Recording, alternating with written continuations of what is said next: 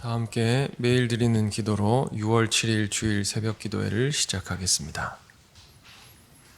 신실하신 하나님, 언제나 변함없이 저희를 지켜주시고 약속의 말씀으로 인도해 주시니 감사합니다. 오늘도 하나님의 선하신 뜻에 순종하며 살아가기를 소망합니다. 저희의 마음과 생각을 새롭게 하셔서 주님께서 기뻐하시는 선한 도구로 사용하여 주옵소서. 저희의 말과 행동을 통해 하나님의 영광이 드러나게 하시고 하나님의 사랑을 주변에 흘려보내는 통로가 되게 하옵소서. 대한민국 위에 하나님의 통치와 다스림을 허락하여 주시고 하나님의 공의와 사랑으로 더욱 굳건히 세워지게 하옵소서.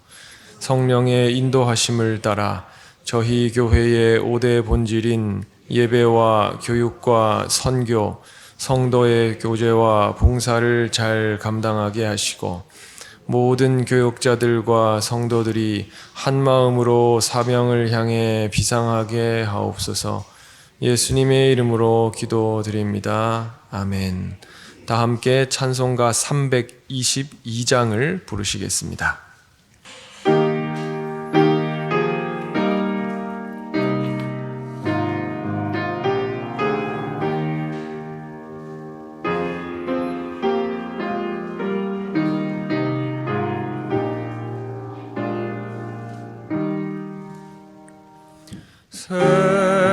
세상의 헛된 신을 버리고 하나님 이름 높여 기리세. 온 천하 백성 모두 나와서 다같이 하나님만 섬기세. 세상의 헛된 우상 버리고 인간의 모든 부귀영화와 거짓과 불의 모두 버리고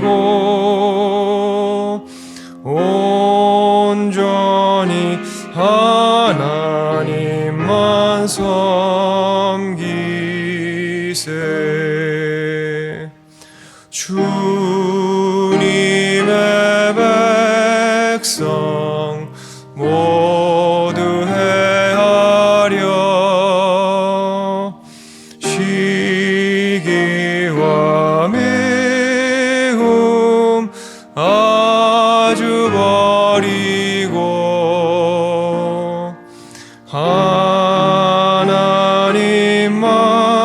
하나님만을 홀로 섬기는 천국을 어서 이뤄 주소서. 아멘.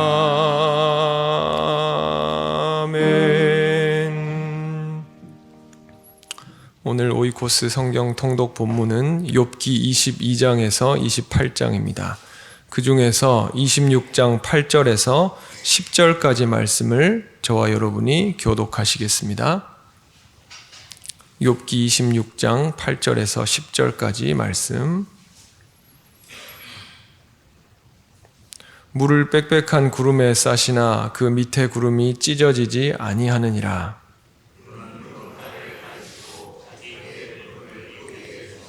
다같이 수면의 경계를 그으시니 빛과 어둠이 함께 끝나는 곳이니라. 아멘. 여러분, 오늘은 거룩한 주님의 날입니다. 이 주일의 새벽을 깨우시고 주님 전에 나온 여러분 가운데 하나님의 회복해 하시는 은혜가 넘치시기를 주님의 이름으로 축원합니다. 오늘 26장은 욥의 친구 빌닷의 발언에 대한 욥의 대답입니다. 그렇게 욥을 대답하게 만든 그 빌닷의 발언은 그 앞장 25장 1절부터 6절에 나오는데 요지는 이겁니다. 빌닷은 하나님의 놀라운 그 하나님 위상과 대조되는 인간의 나약함과 죄악성을 설명하고 있죠. 그러면서 욥에게 인간이 이런 모양인데 너는 계속 그렇게 네 자신이 의롭다고 깨끗하다고 하느냐, 그렇게 말하는 것입니다.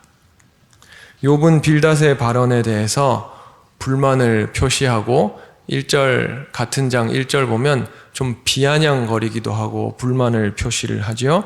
그러면서 그의 대답에 조목조목 대답을 붙입니다. 그의 말에 대해서. 오늘 본문은 욥이 빌닷에게 한 그 발언들의 일부가 되는 것이지요. 욥은 우선 대화의 주제를 하나님으로 돌립니다. 오늘 읽은 본문을 포함해서 욥기 26장 5절부터 14절 말씀을 보면 욥은 먼저 하나님의 창조 능력과 지혜를 찬양하고 있습니다.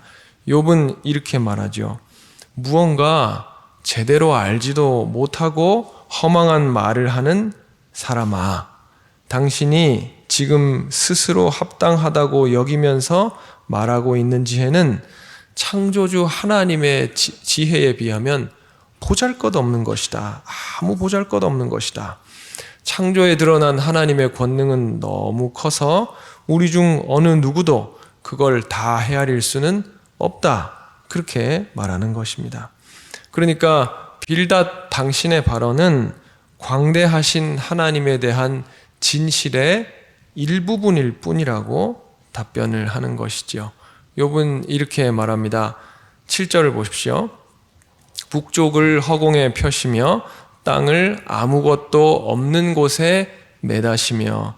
여기서 북쪽은 그 뒤에 나오는 땅하고 짝이 되는 단어이기 때문에 하늘로 이해를 할 수가 있습니다.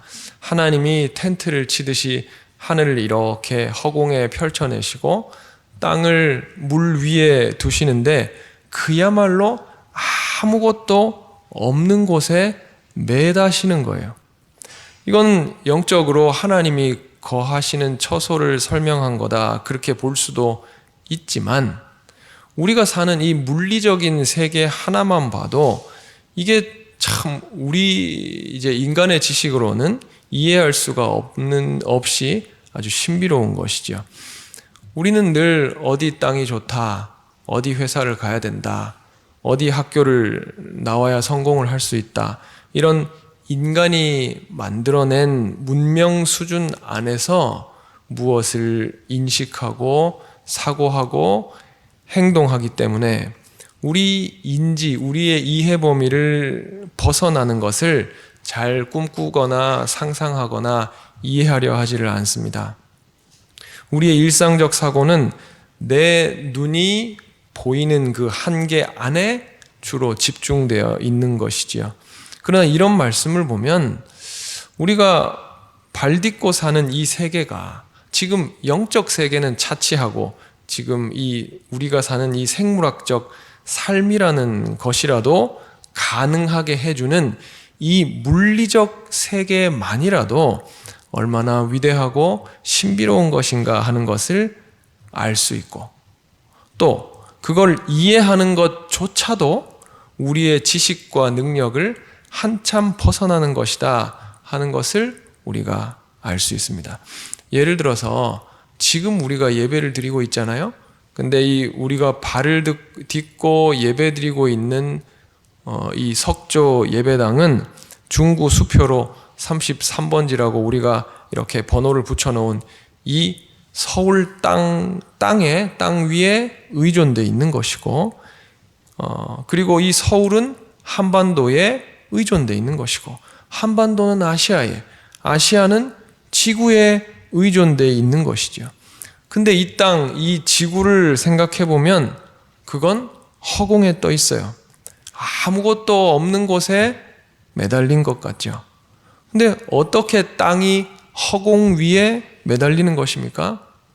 뭐 그걸 과학적 언어로 충분히 어느 정도 과학자들이 풀어낼 수 있겠지만 이것 자체가 얼마나 신비한 일인가 하는 말입니다. 인식하지 못하지만 우리의 삶은 위대한 하나님의 창조의 지혜와 한없는 사랑 그 위에 의존되어 있고 그 위에 기반하고 있는 거예요. 하나님의 은혜로 이루어진 터전 위에 우리가 이 육체의 발을 딛고 서 있는 거예요. 우리를 전적으로 지지하고 받쳐주는 땅이랄지 사랑이랄지 하나님의 사랑이랄지 그것을 우리가 발로 밟고 서 있는 것입니다. 우리 삶의 영적인, 정신적인, 물리적인 근원 자체를 따져서 물을 때 우리는 하나님께 도달할 수밖에 없는 거예요.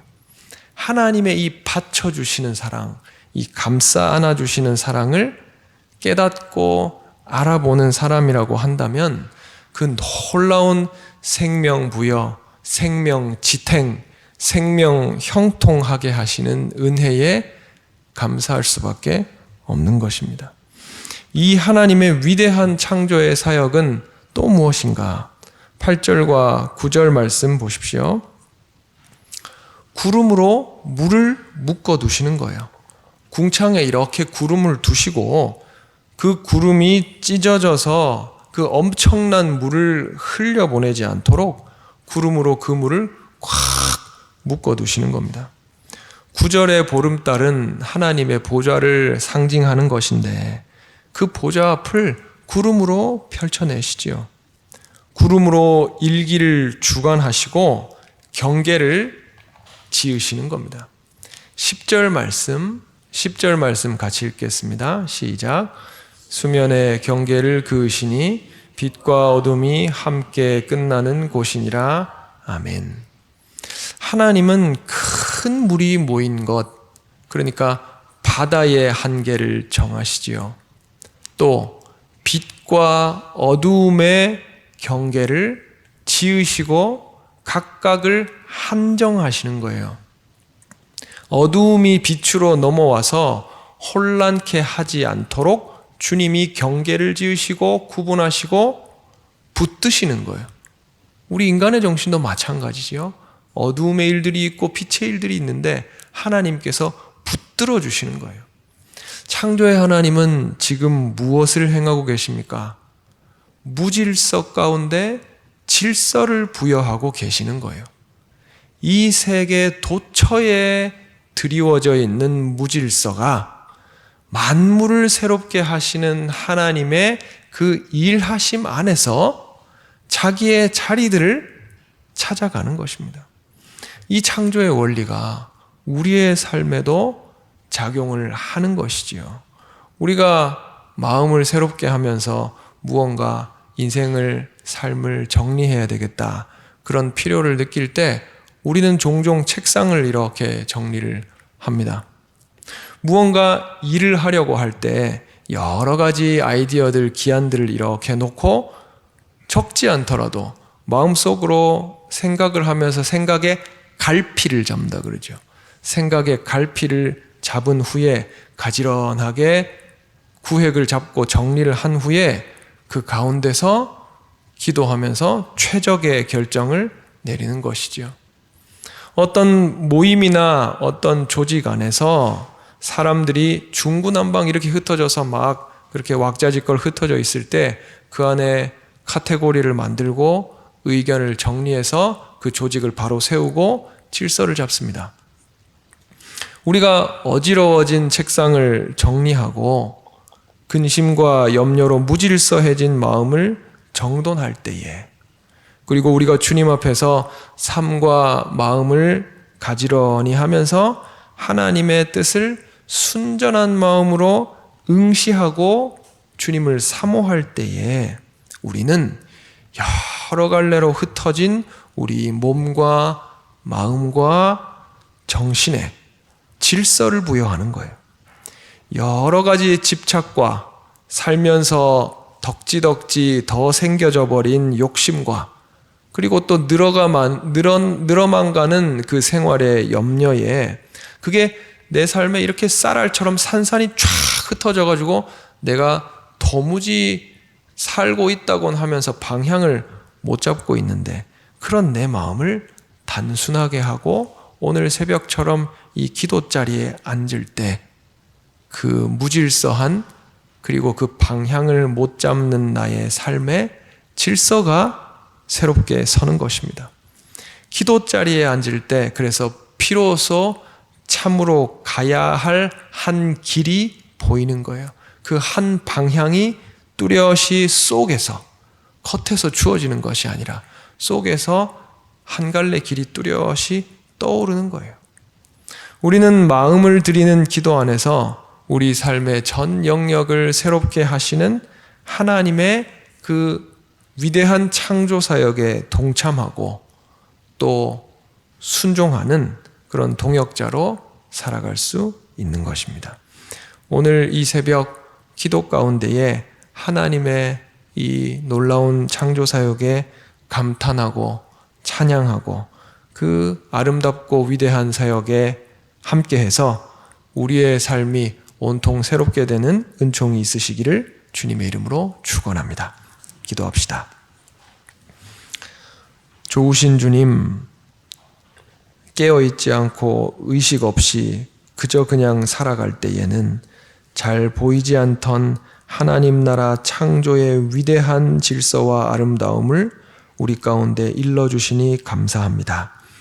우리 삶이 하나님의 창조 능력과 하나님의 위대한 사랑 위에 기반하고 있고 그 위에 펼쳐지고 있고 그 위에 자리를 잡고 형통하게 되고 있다고 우리 가운데 말씀하시니 주여 감사합니다. 이제 이 만물 가운데 역사하시면서 무질서 가운데서 질서를 잡아가시며 사막에 길을 내시며 광야에 새롭게 강을 내시는 당신의 그 창조사역에 동참하는 보람과 은혜를 우리 가운데 허락하여 주옵소서. 그래서 기도 가운데 우리 모든 삶과 공동체와 교회와 이 나라 위에 하나님 나라의 아름다움과 질서가 회복되는 은총을 주옵소서. 예수님의 이름으로 기도드리옵나이다. 아멘. 이제 다 함께 작은 소리로 합심해서 기도하겠습니다. 먼저 주신 말씀으로 기도하겠습니다. 오늘 주님의 날에 온 성도가 큰 은혜를 누리게 하시고 무질서한 삶의 영역에 또 공동체의 영역에 하나님 나라의 질서가 회복되어서 기쁨이 넘치는 삶 될 수 있도록 주여 인도하여 주옵소서. 주간 기도 제목으로는 1부에서 5부 예배, 청년의 예배, 교회학교 예배, 국제 예배, 자유인 예배, 찬양 예배를 통해서 모든 성도들이 영과 진리로 예배하게 하여 주시옵소서. 또 각처에서 섬기는 직원들과 봉사자들이 하나님의 은총의 힘을 얻어서 사명을 잘 감당하게 하여 주옵소서. 이와 같은 기도 제목으로 기도하시고 또 가지고 나오신 개인 기도 제목으로 기도하신 후에 자유롭게 돌아가시기 바랍니다. 이제 다 함께 기도하겠습니다.